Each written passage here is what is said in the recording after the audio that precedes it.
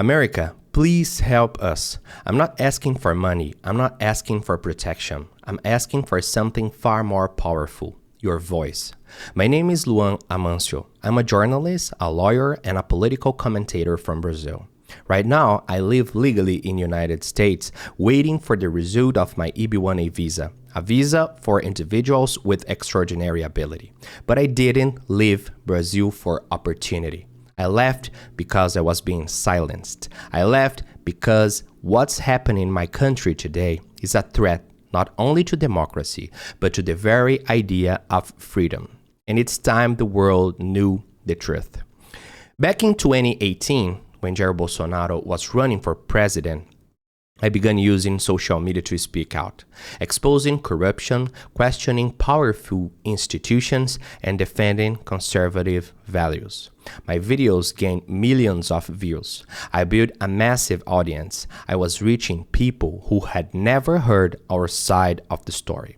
But then, on the election day, my Facebook page with almost 500,000 followers was deleted, without warning and without explanation. And I wasn't alone.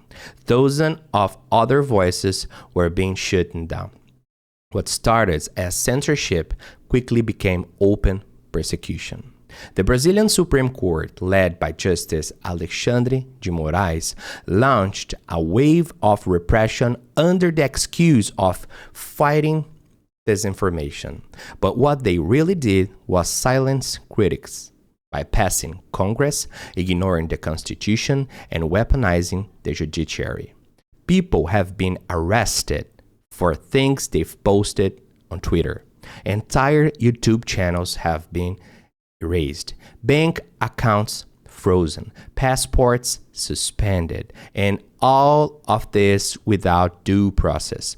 No trial, no defense, just orders from a Supreme Court justice acting alone. They created secret investigations.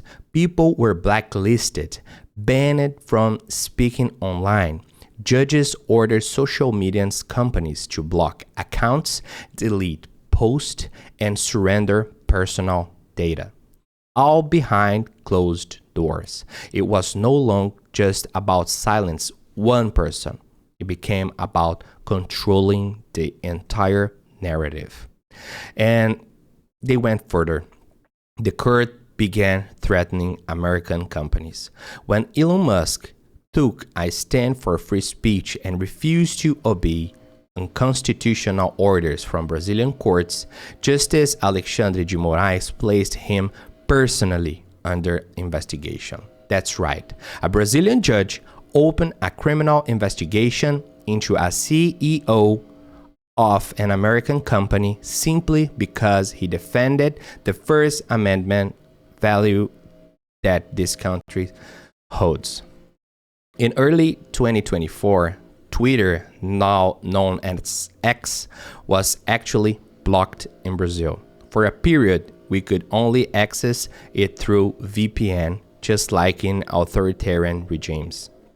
And even today, some journalists' accounts are still completely censored within Brazil. You can only see their content if you are outside of the country or using a VPN. Brazilian voices banned from speaking to Brazilians for simply questioning the system. And the censorship didn't stop with Elon Musk. The same court has also pressured Truth Social, the social media platform founded by Donald Trump, demanding it follow censorship orders or face consequences. The court even threatened to punish local representatives of American companies in Brazil, people who had no authority over platform decisions, simply as a form of intimidations. That's how far they are willing to go to maintain control. This is why there is a growing international pressure for the United States to act. Many are calling for sanctions under the Global Magnitsky Act, a powerful American law that allows the U.S. government to punish foreign officials who are involved in corruption or serious human rights violations, including the suppression of freedom of speech. Justice Alexandre de Moraes is a clear candidate for these sanctions, and the world is watching closely. And while all of this happened, people are being forced into exile. Today, Brazil has a sitting member of Congress, Federal Deputy Eduardo Bolsonaro, living in the United States exiled, unable to return home safely. Another federal deputy, Carla Zambelli, is currently in Italy, also forced into exile after being targeted by political investigations. Journalist Alan dos Santos, one of the most well-known conservative voices in Brazil, has been living in the United States under the threat of political persecution. And another respected commentator, Rodrigo Constantino, a dual Brazilian-American citizen, is here, also having fled Brazil for the same reason, the complete collapse of freedom of expression. I'm part of this, really. I'm not a fugitive, I'm not a criminal, I followed the law, but I had to leave my country in order to continue speaking freely. To try and tell the world what's happening. We are not enemies of democracy, we are witnesses of its destruction. And the truth is, we are far from Brazil because it's the only way we can show the world what is happening and what's going on. Inside the country, censorship is suffocating. The media is controlled, the courts are untouchable, and millions of Brazilians are living in fear, not of crime, but of the very institution that are supposed to protect them. That's why I'm asking you, America, speak up, because only nation in the world still has the moral and the political strength to stop this madness. Only one country has the tools, the courage, and the global leadership to defend freedom where it's under attack. And that country is you, the United States of America.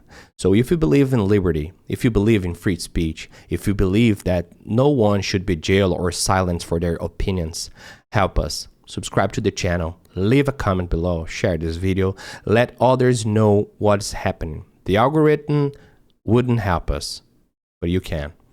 We still believe in truth, we still believe in justice, and we still believe that America is the best hope for freedom in the world. Please don't turn back on us, America. Please help us before it's too late.